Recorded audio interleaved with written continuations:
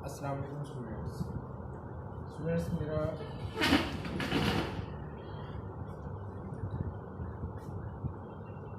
अस्सलाम वालेकुम स्टूडेंट्स मेरा नाम शब्बीर अहमद है और मैं प्राइम आईसीएस वर्चुअल यूनिवर्सिटी सब कैंपस के पोर्टल से मैं आपको वीडियो लिंक क्लासेस प्रोवाइड कर रहा हूँ।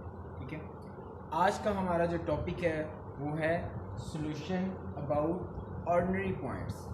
हम इस पे आज डिस्कस करेंगे। हमने लास्ट टाइम पावर सीरीज़ को डिस्कस किया था।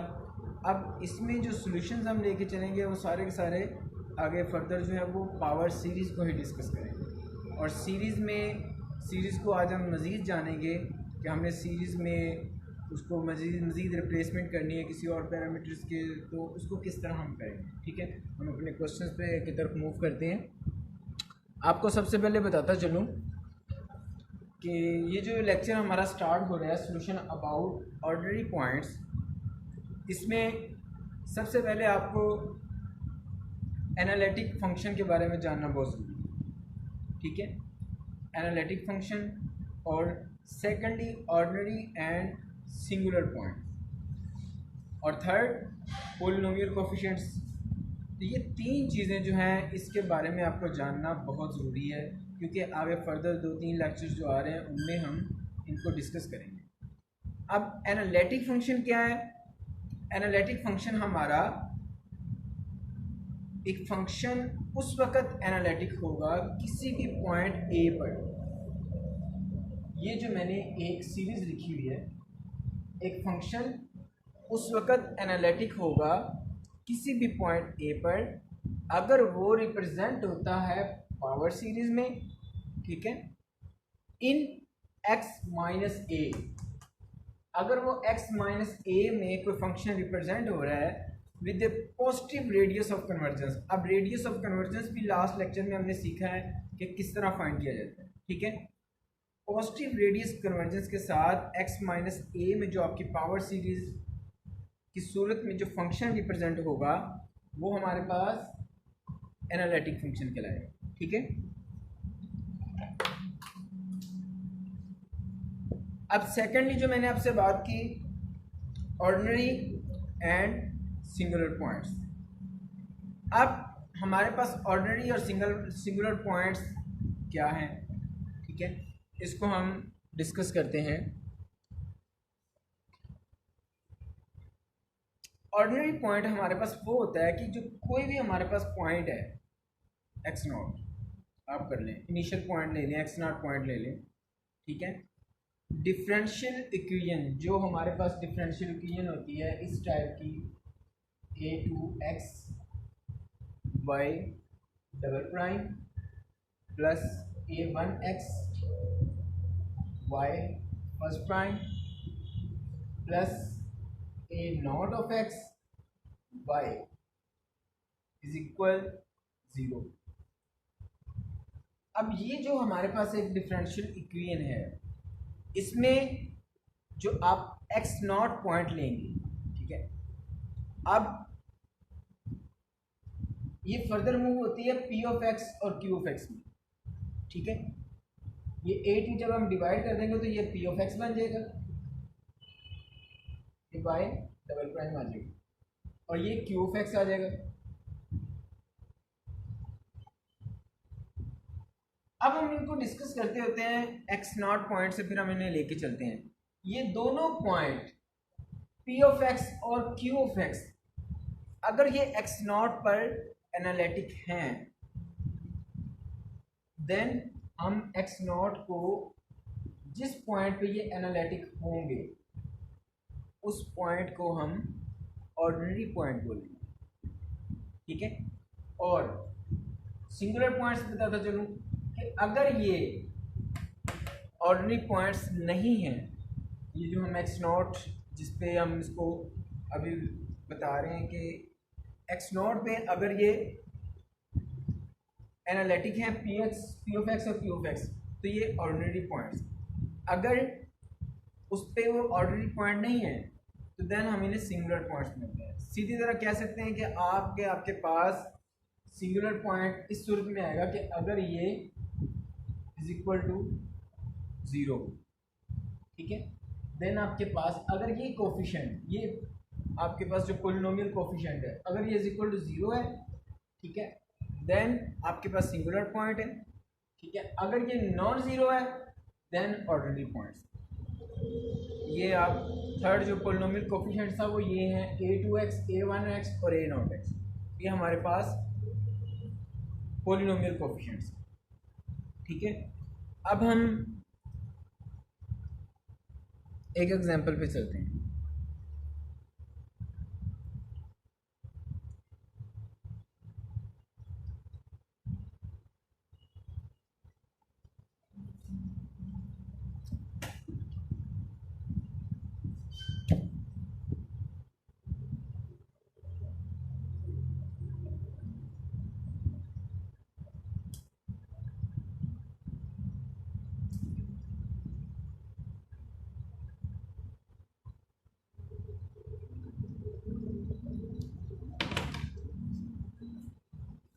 फर्ज करें आपके पास ये एग्जांपल लेते हैं। अब ये देखिएगा, अगर हम इसको हम इज इक्वल टू 0 लेते हैं तो हमारे पास यहाँ पे कोई सिंगुलर पॉइंट नहीं आता। अगर आपके पास क्वेश्चन इस टाइप का आ जाए, डिफरेंशियल इक्वेशन टाइप का, जिस तरह से x square plus 1 y double prime plus 2x y prime plus 6y is equal 0। अब हम इस पॉइंट को इज इक्वल 0 लेंगे, देन आपके पास प्लस माइनस एटा की फॉर्म में सिंगुलर पॉइंट्स आएंगे, ठीक है। ये हमारे पास सिंगुलर पॉइंट्स, अगर इसको आप इज इक्वल टू 0 लोगे तो ये आपके पास सिंगुलर पॉइंट्स आएंगे। इसको नॉन ज़ीरो लेंगे तो आपके पास ऑर्डिनरी पॉइंट्स रहेंगे, ठीक है जी।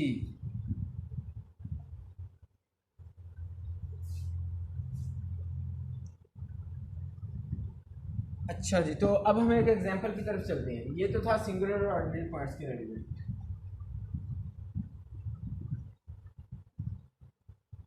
अब हम सीरीज को सॉल्व करते हैं, डिस्कस करते हैं डिफरेंशियल इक्वेशन को इन टर्म्स ऑफ सीरीज में।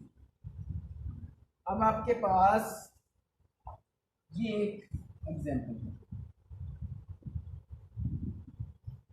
y double prime minus 2xy is equal 0। अब हमने इसको सॉल्व करना है, तो हम इसका जो सॉल्यूशन है एट a इज इक्वल 0 पे, मैंने आपको एक पावर सीरीज भी डिफाइन करवाई थी कि ये पावर सीरीज इस तरह इसको हम लेते हैं।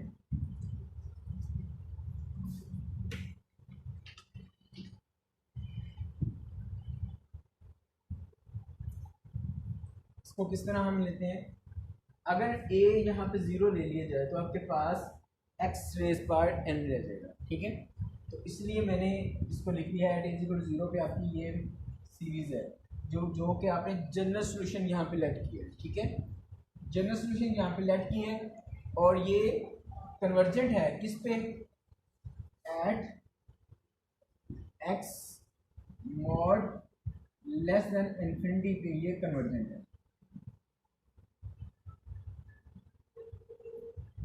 ठीक है। ये हमने जनरल सॉल्यूशन ले लिया y। अब हमारी इक्वेशन में डबल डेरिवेटिव है, सेकंड प्राइम है और सिंगल y है, तो हम y तो है हमारे पास। अब डबल डेरिवेटिव फाइंड करने के लिए हम इस y को इसके मज़ीद डिफ्रेंशिएट करेंगे, इसको y first prime second prime, तो हमने y फर्स्ट प्राइम और y सेकंड प्राइम जो है हमने ये दोनों फाइंड कर लिए डेरिवेशन के थ्रू, ठीक है। अब आपने इन वैल्यूज को इस ये जो मेन इक्वेशन है आपके पास डिफरेंशियल इक्वेशन, उसमें आपने पुट कर, जैसे ही आपने उसके अंदर पुट किया है, अब आप देख सकते हैं यहाँ पे एक्स रेज पावर है n-2 और सेकेंडली एक्स रेज पावर है n+1। अब वो n+1 कैसे आया, हमारे पास तो यहाँ पे n था, लेकिन इस इक्वेशन में x भी मौजूद था जो कि ऑलरेडी उसकी पावर 1 है। तो जब आपने x को इसके साथ मल्टीपल किया तो n rays power x rays power n plus 1 बन गया। इस तरह से ये हमारे पास ये दो टर्म्स आ गए, ठीक है। इसमें जो x था -2 x रेज़ पावर जो थी 1 वो भी उसके अंदर ऐड हो गई, x rays power n plus 1 बन गया। अब हमने इनको एक ही x रेज़ पावर में लेके आना है, x रेज़ पावर n ले आए, k ले आए, ठीक है। उसको लाने के लिए हम इसमें कुछ चेंजिंग करेंगे। अब आप ये देखें, ये n रेज़ पावर 0 है, तो जब हम यहाँ पे फर्स्ट टर्म जब n रेज़ पावर 0 इसमें पुट करेंगे देन आप देख सकते हैं 0 0 -1, तो ये फर्स्ट टर्म पूरी की पूरी 0 हो जाएगी। मैं इसकी बात कर रहा हूँ कि जब आप इसको सेपरेटली लोगे n इज इक्वल 0 पे जो आपकी ये सीरीज आ रही है वो 0 आ रही है, ठीक है, ये वाला।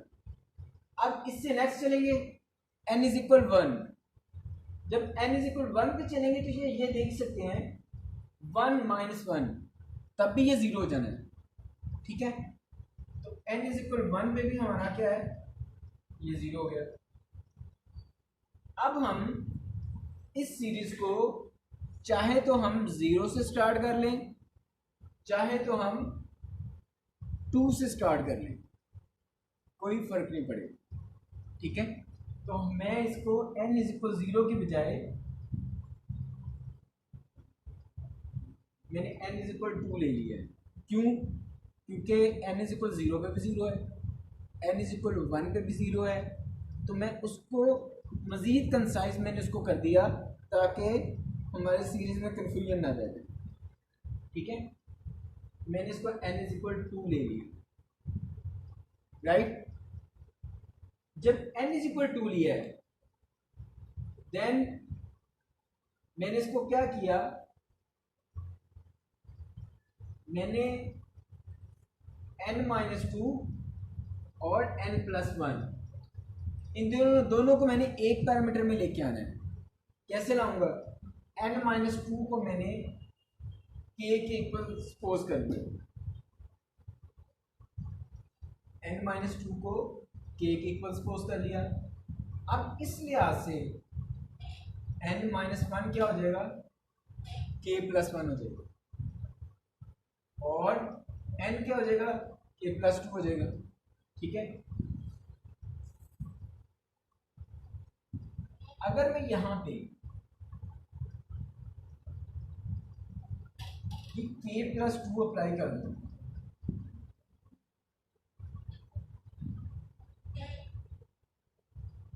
n की जगह पर, तो मेरी सीरीज स्टार्ट कहां से हो जाएगी, 0 से, ठीक है। मेरी सीरीज 0 से स्टार्ट हो जाएगी। और हाँ, अगर मैं इस n इज इक्वल 0 की जगह पर मैं ले लूं k-1 इज इक्वल 0, तब मेरी सीरीज k इज इक्वल 1 से स्टार्ट होगी।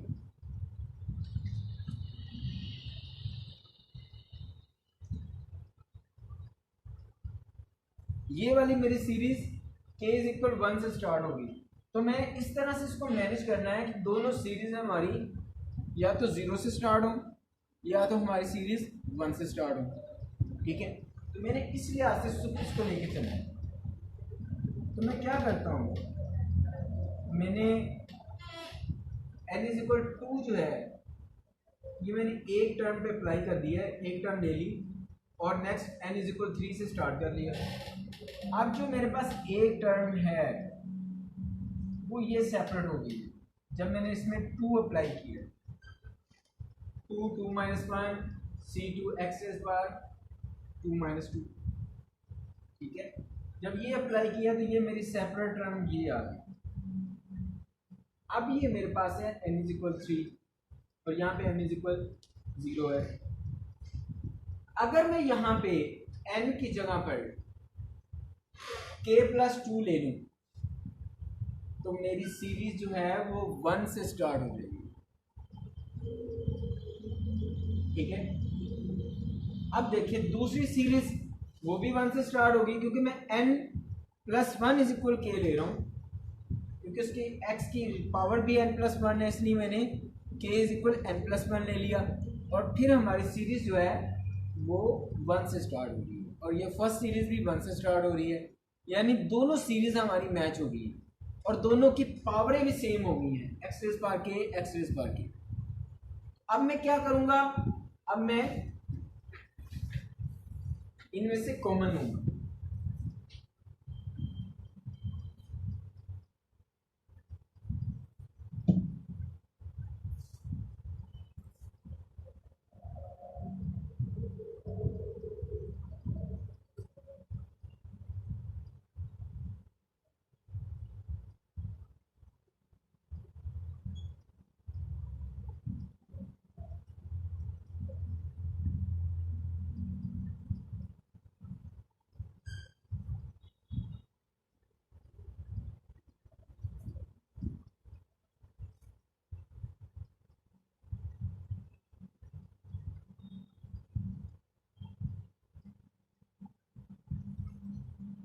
ये देखें, अब मेरी ये जो सीरीज है अब वो इस फॉर्म में आ गई। ठीक है, मैंने ये समेशन भी कॉमन ले ली इन दोनों से और x रेज़ पावर k भी कॉमन ले लिया। ठीक है, अब आपको ये बता दूं ये सारे का सारा इज इक्वल टू 0 है। अगर ये सारा इज इक्वल टू 0 है तो फिर मैं इसको लिख सकता हूं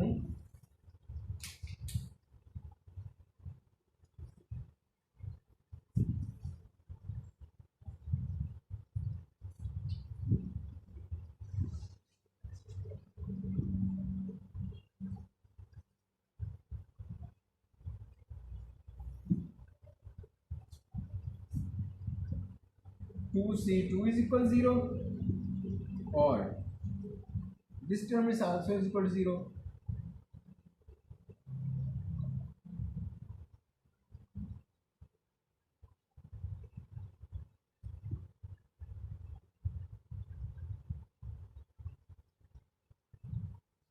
और एक्स के जो है एक्स की पावर के ये नॉन जीरो है, इसलिए मैं इसको जीरो लेने की बजाय मैंने इसको जीरो लिया, ये कांस्टेंट हमारे लिए जीरो हो सकता है। ठीक है, अब यहाँ से C2 की वैल्यू जीरो आ गई हमारे पास।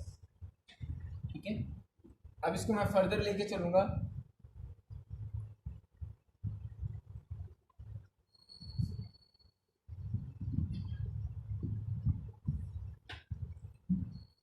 जब मैं इसको सॉल्व करता हूं तब मेरे पास CK+2 इज इक्वल, ये दूसरी तरफ जाके प्लस हो जाएगा, रिप्लेस हो जाएगा और यहाँ पे K+2 और K+1, ये मेरी एक रेफरेंस मेरा फार्मूला बन गया C की वैल्यूज को डिनोट करने के लिए। कहाँ से कहाँ तक, ये K इज इक्वल 1 से स्टार्ट होगा। ठीक है, ये मेरा एक फार्मूला बन गया, रेफरेंस फार्मूला। ठीक है, अब C2 है हमारे पास, अगर मैं यहाँ पे 1 लेता हूँ तो मेरे पास क्या आ जाएगा, C3 आ जाएगा।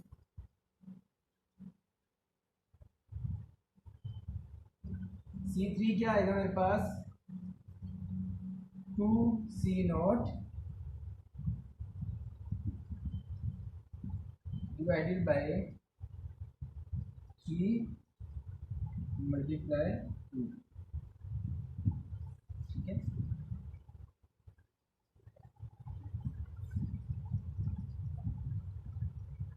ये मेरे पास एक फार्मूला है C3 का। यहाँ से मजीद इसको सिंप्लीफाई करूँ तो C0 बाय 3 आ जाएगा। अगर मैं इसमें 2 पुट करता हूँ तो मेरे पास C4 क्या आएगा, ठीक है, 2 + 2 4 हो जाएगा, 2C1 डिवाइडेड बाय 4 × 3।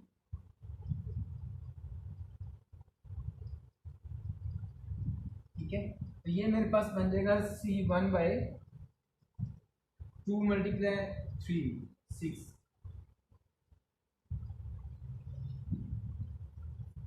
मजीद इसको सिंप्लीफाई आप करना चाहें, ठीक है। अगर ना भी सिंप्लीफाई करें, क्योंकि हमने मज़ीद बाद में भी एक सीरीज़ बनानी है, तो आप इसको ज़्यादा सिंप्लीफाई ना करें, तो मैं बताऊंगा आपको किस तरह हमने करना चाहिए, ठीक है। अगर हम इसमें C3 पुट करें तो C5 हमारे पास आ जाएगा 2C2 डिवाइडेड बाय 5 इंटू 4। अब C2 0 है, C5 भी 0 है।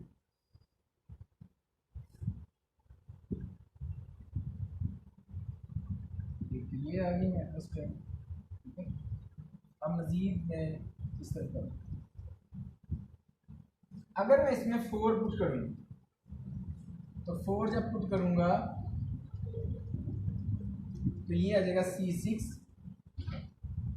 ठीक है। और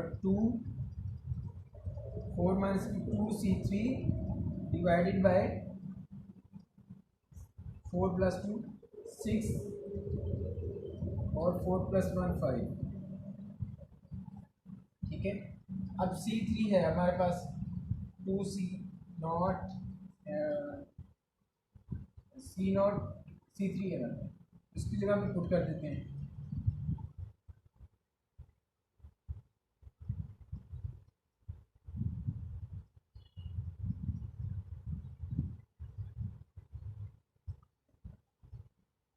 ये पुट कर दिया, C6 में हमारे पास क्या आ गया,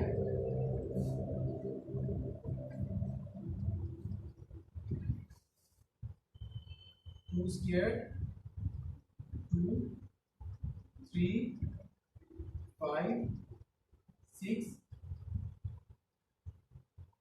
C नॉट। इसी तरह आपने C7 फाइंड करना है, ठीक है। जब C7 फाइंड करेंगे तो K की जगह पर 5 पुट करना पड़ेगा, ठीक है। K की जगह पर 5 पुट करना पड़ेगा, तो 2C 5 minus 1 4 divided by 7 into 6। अब C4 डी है हमारे पास, उसकी जगह पे जब मैं वैल्यू पुट करूंगा तो ये आ जाएगा 2 स्क्वायर और ये C1 हो जाएगा और 3 और 4 के साथ है,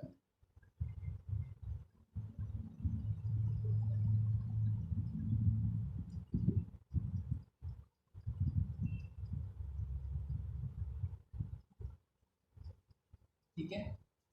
ये आ जाएगा C7 हमारे पास आ जाएगा 7643, चाहे आप इस तरह लिख लें चाहे आप उस तरह लिख लें, ठीक है।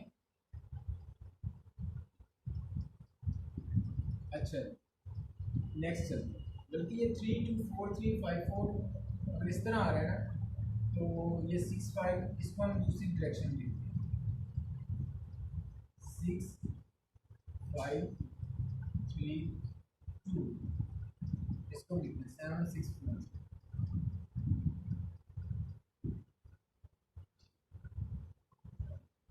ठीक है। ये मेरे पास C7 आ गया। अब इस तरह में C8 C9 वो फाइंड किया। C8 कैसे फाइंड होगा, अगर मैं K की जगह पर 6 पुट करूंगा तो मेरे पास C8 फाइंड हो जाएगा, ठीक है। K की जगह पर 6, तो 2C5 डिवाइडेड बाय 8 इंटू 7। अब C5 भी हमारे पास 0 था, C8 भी 0 हो जाएगा, ठीक है। अब मैं C9 पे जा रहा हूँ, C9 कैसे फाइंड करेंगे,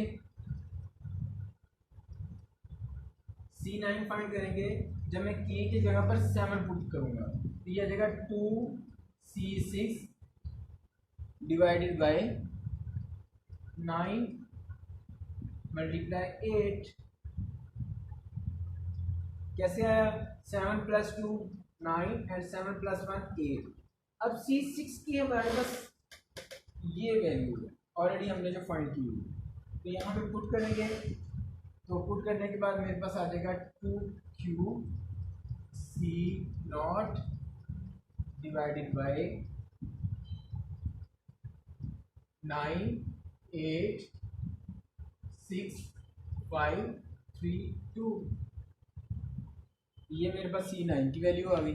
ठीक है, अब इसी तरह हम चलते रहेंगे, तो ये C10 C11 अप टू सोन, ये सारे के सारे जो C की वैल्यूज़ हैं ये हमारे पास फाइंड हो जाएंगी। तो जो मैंने सबसे ऊपर ये जो Y जनरल सोल्यूशन लिया है, ठीक है,